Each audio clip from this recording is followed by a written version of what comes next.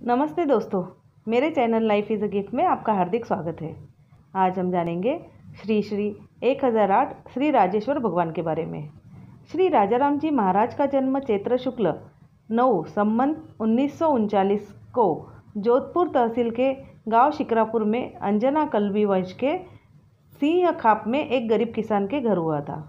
जिस समय राजाराम जी की आयु लगभग 10 वर्ष की थी, तब राजाराम जी के पिता श्री हरिराम जी का देहांत हो गया और कुछ समय बाद माता श्रीमती मोतीबाई का स्वर्गवास भी हो गया।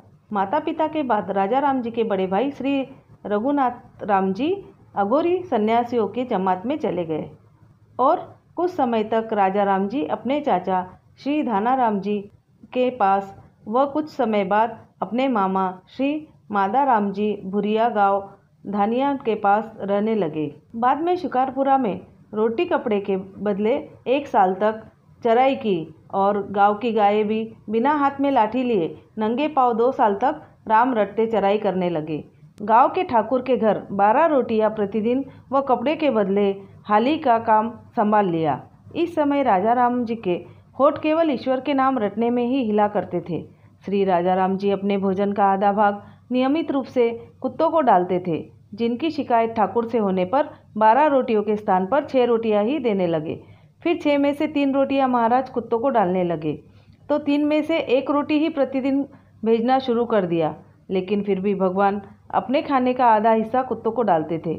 इस प्रकार की ईश्वरीय भक्ति और दानशील स्वभाव से प्रभावित होकर देवभारती नाम के एक बाबा जी ने एक दिन श्री राजाराम जी को अपना सच्चा सेवक समझकर अपने पास बुलाया और अपनी रिद्धि सिद्धि श्री राजाराम जी को देकर उन बाबा जी ने जीवित समाधि ले ली। उन दिन ठाकुर ने विचार किया कि राजाराम जी को वास्तव में 1 रोटी प्रतिदिन कम ही है और किसी भी व्यक्ति को जीवित रहने के लिए ये काफ़ी नहीं है। अतः ठाकुर ने भोजन की मात्रा फिर से निश्चित करने के उद्देश्य से उन्हें अपने घर बुलाया। शाम के समय श्री राजाराम जी ईश्वर का नाम लेकर ठाकुर के यहाँ भोजन करने गए। श्री राजाराम जी ने बातों ही बातों में 7.5 किलो आटे की रोटियाँ खा ली, पर आपको भूख मिटाने का आभास ही नहीं हुआ। ठाकुर और उनकी पत्नी यह देखकर अचरज करने लगे। उसी दिन शाम से राजाराम जी हाली का काम ठाकुर को सौंपकर तालाब पर जोगमाया के मंदिर में आकर राम राम रटने लगे। उधर गांव के लोगों को चमत्कार का समाचार मिलने पर उनके दर्शन के लिए तांता बन गया। दूसरे दिन राजाराम जी ने द्वारिका का तीर्थ करने का विचार किया और दंडवत करते हुए द्वारिका रवाना हो गए। 5 दिन में शिकारपुरा से पारलू पहुँचे और एक पीपल के पेड़ के नीचे हजारों नर नारियों के बीच अपना आसन जमाया और उनके बीच में एकाएक इस प्रकार से गायब हुए कि किसी को पता ही नहीं लगा। श्री राजाराम जी 10 माह की द्वारिका तीर्थ यात्रा करके शिकारपुरा में जोगमाया के मंदिर में प्रकट हुए और अद्भुत चमत्कारी बातें करने लगे, जिन पर विश्वास कर लोग उनकी पूजा करने लग गए। राजाराम जी को लोग जब अधिक परेशान करने लग गए तो 6 मास का मौन रख लिया। जब राजाराम जी ने शिवरात्रि के दिन मौन खोला तब लगभग 80,000 लोग वहां उपस्थित थे। बड़े भाई की समाधि के बाद राजाराम जी ने अपने स्वयं के रहने के लिए एक बगीची बनाई, जिसको आजकल श्री राजाराम जी आश्रम के नाम से पुकारा जाता है। श्री राजाराम जी महाराज ने संसारियों को अज्ञानता से ज्ञानता की ओर लाने के उद्देश्य से बच्चों को पढ़ाने लिखाने पर जोर दिया।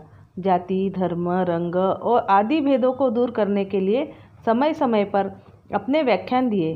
बाल विवाह, कन्या विक्रय, मृत्यु भोज जैसी बुराइयों का अंत करने का अथक प्रयत्न किया। राजाराम जी ने लोगों को नशीली वस्तुओं के सेवन से दूर रहने, शोषण विहीन होकर धर्मात्माओं की तरह समाज में रहने का उपदेश दिया। राजाराम जी एक अवतारी महापुरुष थे। इस संसार में आए और समाज के कमजोर वर्ग की सेवा करते हुए श्रावणवद 14 संवत 2000 को इस संसार को त्याग करके अपना उद्देश्य पूर्ण करके जीवित समाधि ले ली। धन्यवाद।